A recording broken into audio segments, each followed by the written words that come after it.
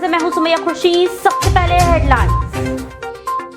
Governor Punjab की जानिब से वजीर आला को डी-नोटिफाई करने के खिलाफ परवेज इलाही ने लाहौर हाई कोर्ट में पिटीशन दायर कर दी। मनी लॉन्ड्रिंग केस में नामजद वजीर आजम शहबाज शरीफ के साहबजादे सुलेमान शहबाज ने अबूरी जमानत की दरख्वास्त दायर कर दी।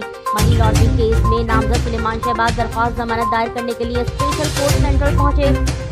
पंजाब, सिंध और खैबर पख्तूनख्वा के बेशतर मैदानी इलाके आज भी गहरी धुंध की लपेट में हैं। धुंध की वजह से इस्लामाबाद और कराची से आने और जाने वाली परवाजें मंसूख कर दी गई। लेस्को बोर्ड ने बिजली चोरी रोकने के लिए स्मार्ट मीटर्स की मंजूरी दे दी। लेस्को हुकाम के मुताबिक स्मार्ट मीटर की खरीदारी पर 8 अरब रुपए खर्च होंगे और स्मार्ट मीटर से टेक्निकल लॉसेस भी कम होंगे।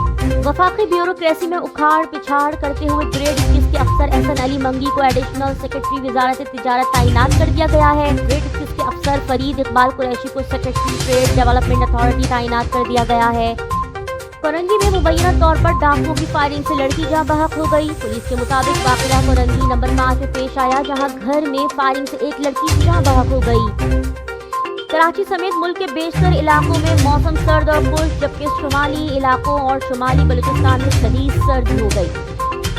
महकमा services general administration and coordination की जानिब से जारी करदा नोटिफिकेशन के मुताबिक सिंध हुकूमत ने मंगल 27 नवंबर को साबिक वज़ीर आज़म बेनज़ीर भुट्टो की बरसी के मौके पर आम तातील का ऐलान किया है।